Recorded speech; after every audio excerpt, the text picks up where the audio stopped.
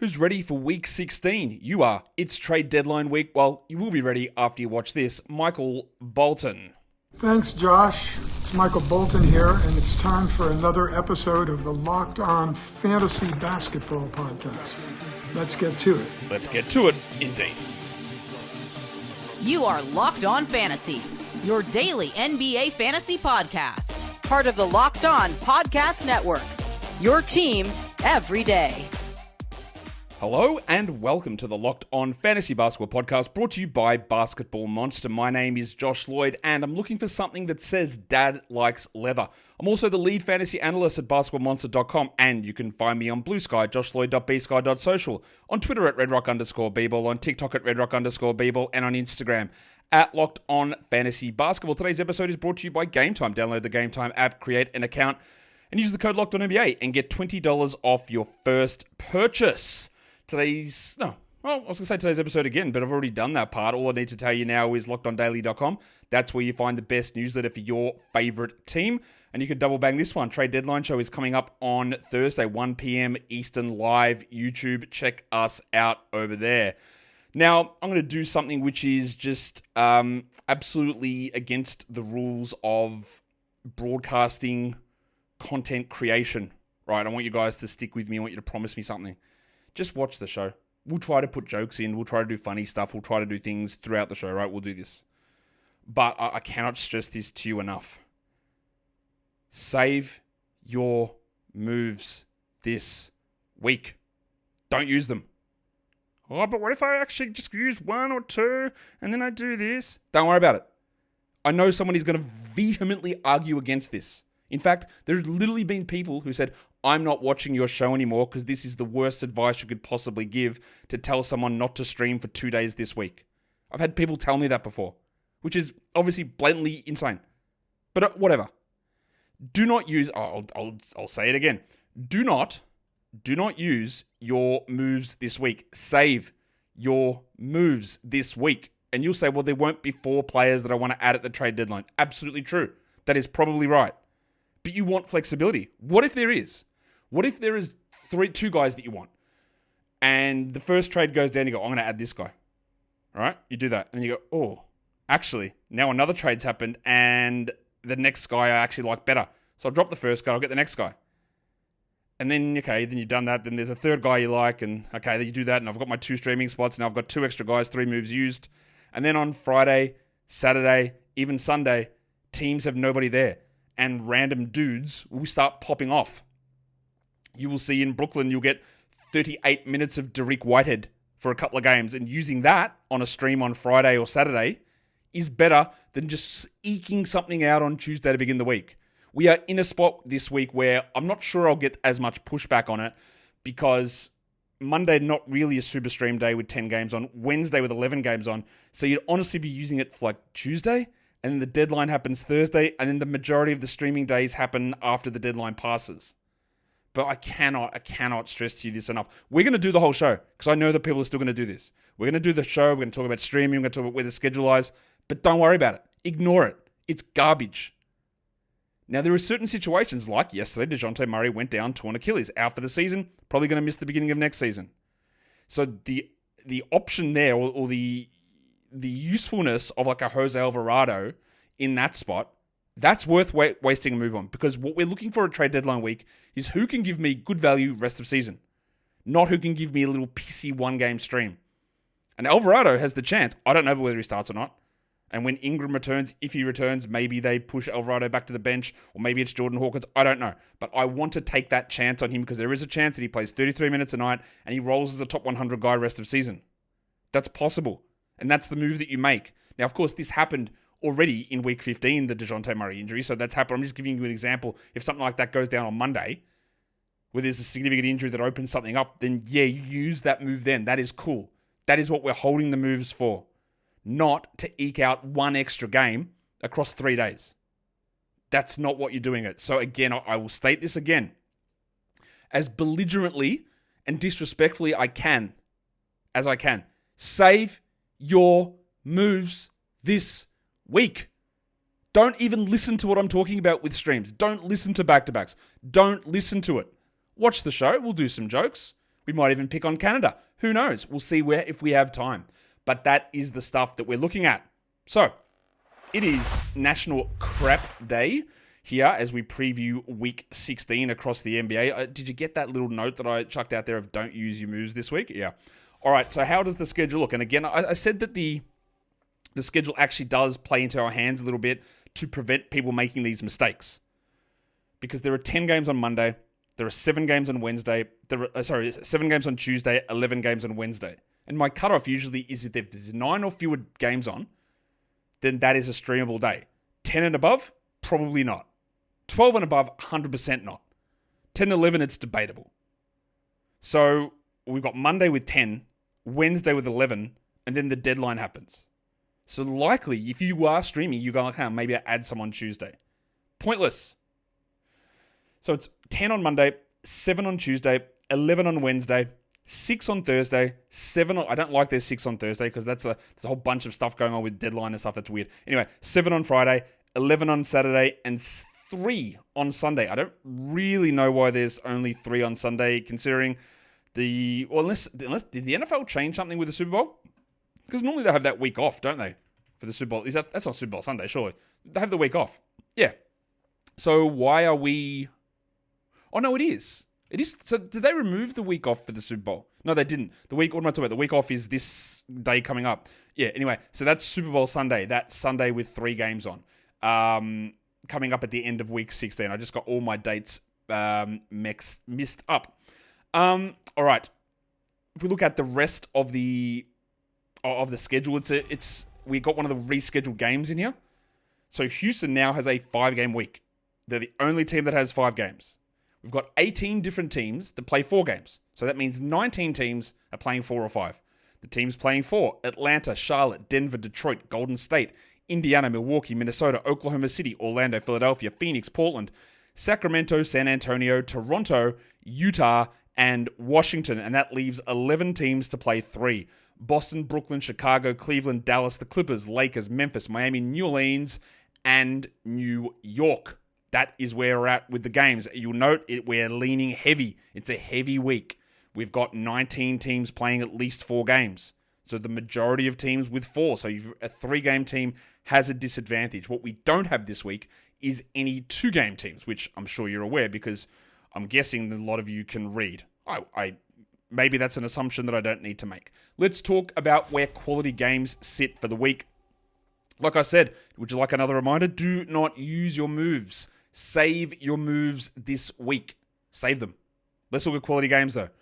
Using my definition, which is the definition I've used for years of quality games, it's 9 games or fewer, is a quality game day. What's a quality game day? It's got nothing to do with your opponent. And I'm just chucking this in there. Every 2 to 3 weeks we'll give this definition because people still don't know what it is. It is a day in the NBA where there are 9 or fewer games on, meaning the day is useful for fantasy because you don't have to make a start or sit decision. If you add someone new, you can plug them into your lineup. If it's a 12-game day and you add someone, what is the point? They sit on your bench. So when we talk quality games, it's got nothing to do with opponents. It's just to do with volume of games. So the quality games for this week: Tuesday, Thursday, Friday, Sunday. What we also have is some really interesting scenarios. We've got 3 teams: Houston, Philadelphia, and Toronto. Now, Houston's a 5-game team. Those other 2, Philadelphia and Toronto, are 4-game teams.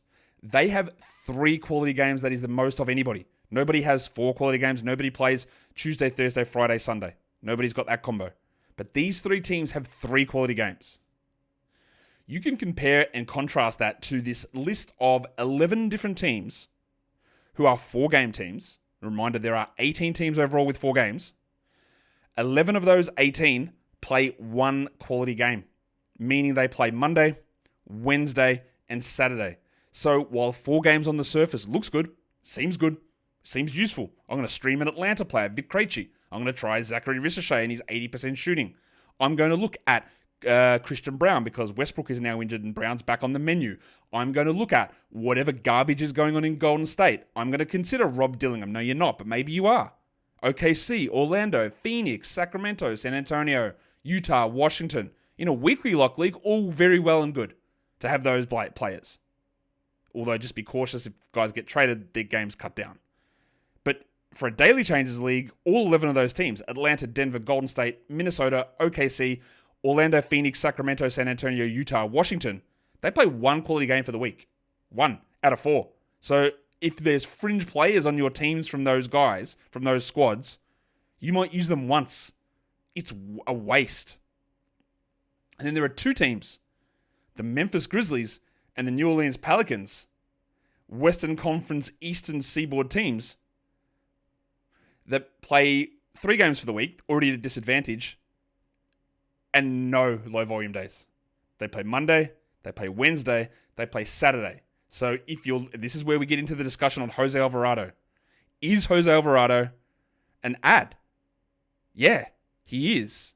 But like someone who I'm on the fence with, Jordan Hawkins, BJ Boston, you might use them 0 games this week. That's useless. That's useless. You might actually use Alvarado 0 games this week as well. But the long-term value is more likely to be there. Although that could completely die as well. If Ingram does return and doesn't get traded and they start McCollum, Ingram, Zion, Trey, Messi, which they probably do, you could still get Alvarado 30 minutes, but maybe they don't.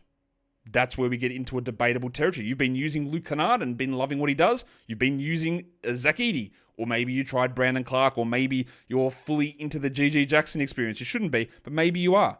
Maybe you love what Santi Aldama's bringing. They don't play a game on a low-volume day this week. So they'll be sitting there on the bench looking at you go, bro, like, what am I doing here? What's the point? And you've got to debate whether that point actually works for you or not. I don't know. It might, but you've got to figure it out. Today's episode is brought to you by the Game Time app. Are you looking for tickets for your next big event? It could be a concert, could be a comedy show, could be a sports game. Wow, sports game. Finding the right ticket at the right price can be a headache, but with Game Time Picks, it has never been easier. With Game Time Picks, the Game Time app does all the hard work for you. It curates the best deal, so you don't have to waste your time searching through endless ticket listings. When you use Game Time Picks, it just shows you the great options. In fact, they've got the super deal they have on there as well, which gets you a prime seat, and the value is ridiculous. The seat view feature is a game changer as well, so before you hit buy on that ticket, well, you got the all-in pricing that shows you the full price, but you can also see exactly the view that you're going to get, and all of this is covered with Game Time's lowest price guarantee. So take the guesswork out of buying tickets with Game Time. Download the Game Time app, create an account, and use the code LOCKEDONNBA for $20 off your first purchase. Terms apply. Again, create the account and redeem the code LOCKEDONNBA for $20 off. Download Game Time today. Last minute tickets. Lowest price guaranteed. Okay, so shall we hit the stream zone? Let's go do that. Remember though, before you hit the stream zone, what should we remember? Save your moves this week. Thank you, Aggressive Graphic. Stream Zone. There are ways to have some interesting stuff happen if you are going to ignore that advice or you've got unlimited ads or whatever you want to do. Right? There are interesting ways to do it. Now, I've got 2 little scenarios there. If you are in a spot where that Monday, Wednesday, Saturday, 10, 11, 11 game days are not streamable for you, you've got 4 other days that you can stream. You theoretically, if you've got a Grizzlies fringe guy, a Kennard, Edey, Aldama, Clark, I'm trying to think who else would be in that mix. So there's some names, or a Pelicans guy, Hawkins, Boston, Messi, right? You could theoretically get those guys who have 0 quality games for the week and turn those roster spots, if you've got 2 of them, into 8. How? Well, you just add someone who's got the Tuesday, Thursday back-to-back combo, and we'll talk about that combo later. And then you drop that guy and add someone who's got the Friday, Sunday back-to-back combo. So you're avoiding the high-volume days, you're avoiding the 0 quality game players, and you've turned 2 roster spots, which, and this is not going to be working for everybody because, A, how many of you have both a fringe Pelican and fringe Grizzly on your team? But there is a theoretical way to turn 0 quality games into 8. Now, you might have a Grizzlies guy, then another random player with 1 quality game that you want to drop. Ricochet, Krejci, for example, on Atlanta. Buddy Hield, Pajemski for the Warriors. Jackson Davis, all right, where you could turn their 1 quality game, or both 2 of those guys. You've got Ricochet and Hield on your team. You could drop those guys, turn their 2 combined quality games into 8 by streaming in a Tuesday-Thursday combo player and a Friday-Sunday combo player. That is turning one of those roster spots into 4 quality games. So 8 total. Now, if your league is set up and your roster is set up in a way where you can actually just stream every day, so all 7 days are streamable, well, you can get 7 games in, obviously. There's 7 days with 4 moves. You could do Monday to Tuesday, back-to-back, Wednesday, Thursday, back-to-back. There is no Thursday, Friday, back-to-back combo. No one plays Thursday, Friday. So you go Monday, Tuesday, Wednesday, Thursday. You add a single game on Friday, and then you go the Saturday, Sunday back-to-back combo, which is only Houston. So Dylan Brooks is going to be in massive demand. Or it's Cam Whitmore, or it's Jay Sean Tate, or whoever. Steven Adams probably wouldn't play the back-to-back.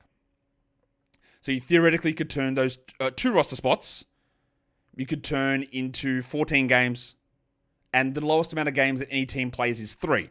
So you could get rid of 2 3-game players and turn it into 14 games total. That does hinge on being able to get the, the back-to-back on the weekend, the Saturday, Sunday Houston. But the other thing you could do is do the Friday, Saturday back-to-back, use that, and then turn that into, and then use Sunday as a one-off.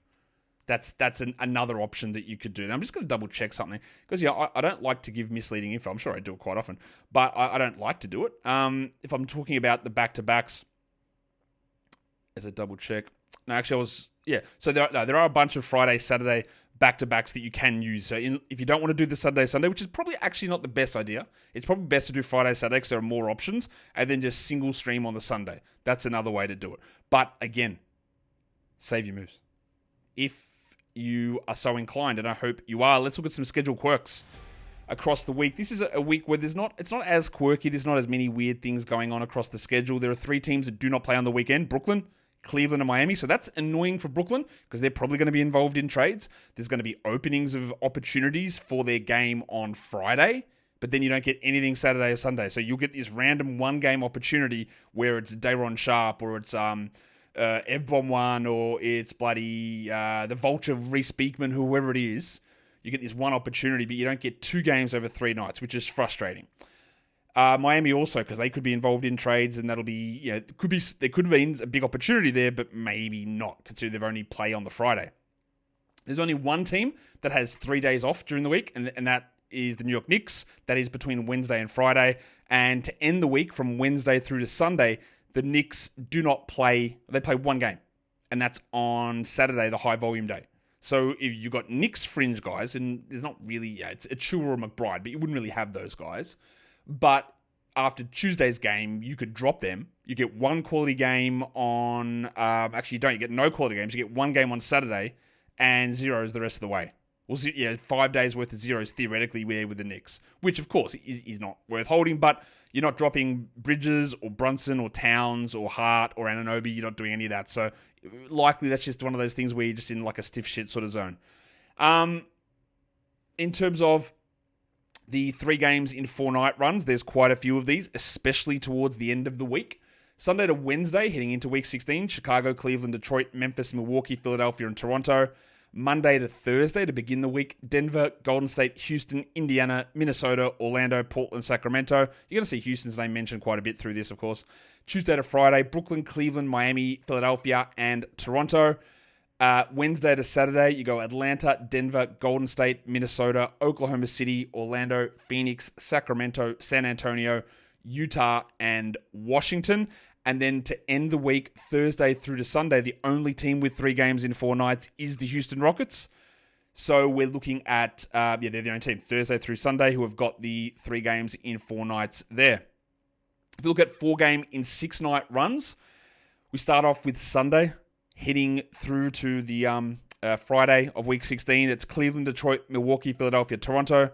Monday to Saturday, there is a lot of teams, a lot of the 4-game teams. Obviously, there's only 3 games Sunday.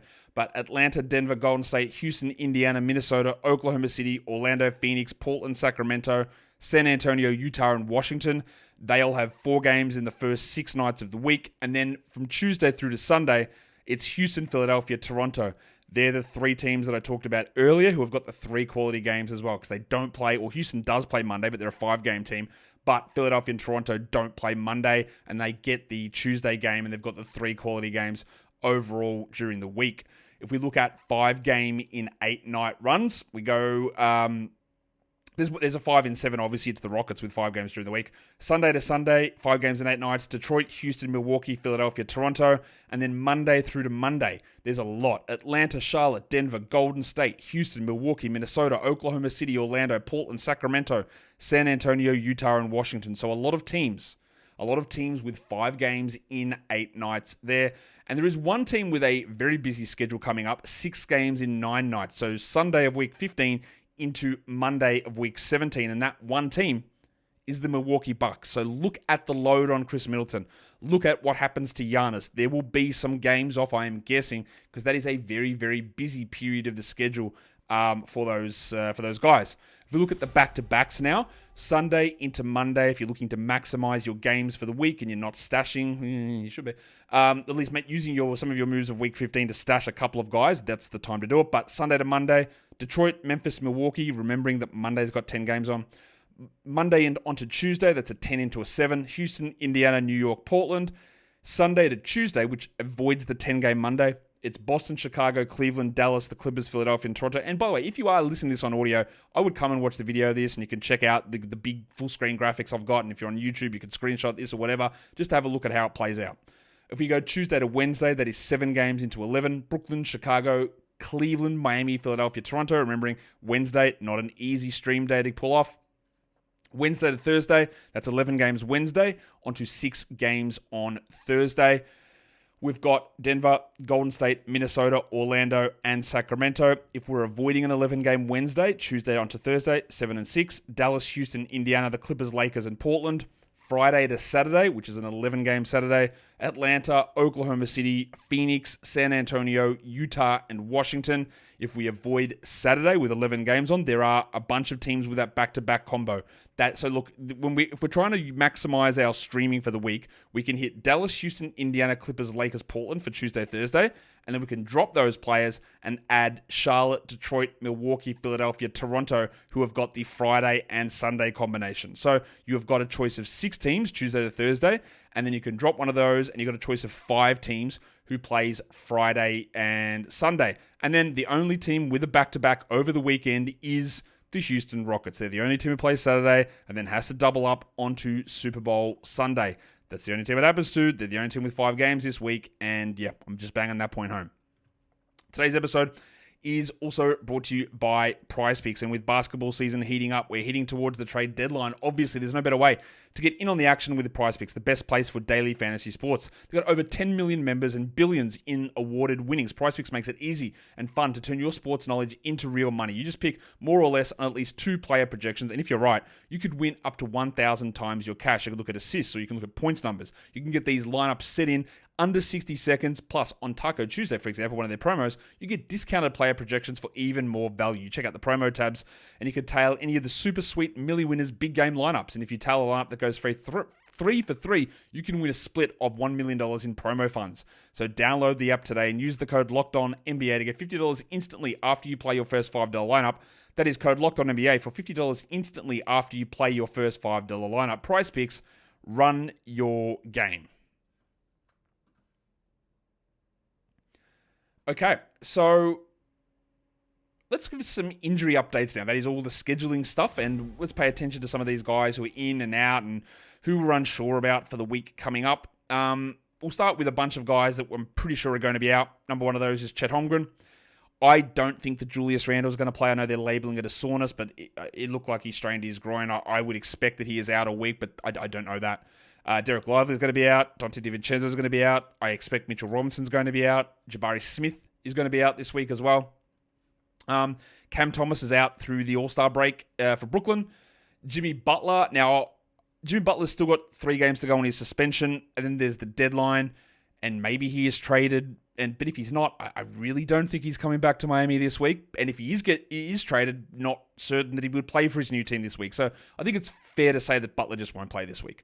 John Kuminga is going to be out. Noah Clown is going to be out. Vince Williams is going to be out. And I expect Anthony Davis is out all week. Now, there is a possibility that he does return on the weekend from his 1-week abdominal strain. I actually think it's going to push a little bit longer than that. So I don't expect that Davis plays. And there's 4 guys in the last week who've been ruled out for the season. DeJounte Murray, Jalen Johnson, Brandon Miller, and Trey Mann. So I just wanted to cover those off so you're aware that they have been ruled out for the rest of the season. Well, Trey Mann, there was only that one report. The Hornets haven't actually done it, but I have believed this all the way through that he is done. In terms of these next group of players, we just don't know if they're going to be available or not. This could be a time where Luka Doncic returns. Maybe, maybe not. I would say closer to the end of the week, but we don't know. There's been a lot of whispers that he's back before the All-Star break. I'm 50-50 on it. Clint Capella is dealing with some back spasms. The Hawks are also actively open to trading him away, but we've heard that 20 million times. But he's not playing. He could return. Caleb Barton with the Sixers, maybe. Brandon Ingram, maybe he's back. I don't know. Karis LeVert and his wrist, he's been out for weeks and we get no updates on it. The last time I've got there is Josh Okogie, but we did actually just get an update on Okogie, who strained his hamstring and he's going to be reevaluated in 3 weeks. So that is a proper hamstring strain. That's looking at a month absence. You don't hold on to him, you drop him. That further increases the Vasa Micic numbers or minutes or value. Now, we don't know about LaMelo when he's returning. And this also bumps up Josh Green, because if Okogie's not there and Ball's not there and Cody Martin's not there, well, someone's going to have to do something, and there's not that many options around. So Okogie is done. We thought there might be some value, but apparently not. So I'll put the other Hornets up here as well. Cody Martin, LaMelo Ball, maybe they return this week. Alex Caruso with his ankle sprain. Cam Johnson, I just didn't think would play for the Nets again, and I'm actually pretty sure he won't, but he was ruled questionable in the last game. Also, out of nowhere, by the way, the Wizards made Malcolm Brogdon available for today. Now, this is what I think is a trade showcase. What I think happened is that I don't know about this, but I think a team might have been, we'll trade for Malcolm Brogdon, right? But bro's been injured the last 3 years. Can he at least play a game? Can I see him play a game and see what's up? That would be my guess. Don't know. Yes, so Cam Johnson might be back on that one. Alex Sarr, maybe he's returning. Jeremy Grant, we're not sure whether he's available. He's missed the last couple. Draymond Green, his return could be coming. Demetrius Morant missed the Grizzlies last game. He never plays. He's out every second game, so we'll see if he's available. Jalen Suggs is ruled out again for Saturday, so maybe he's able to return. Why have I got Cam Johnson in there again? We're just talking Cam Johnson every 5 minutes, apparently.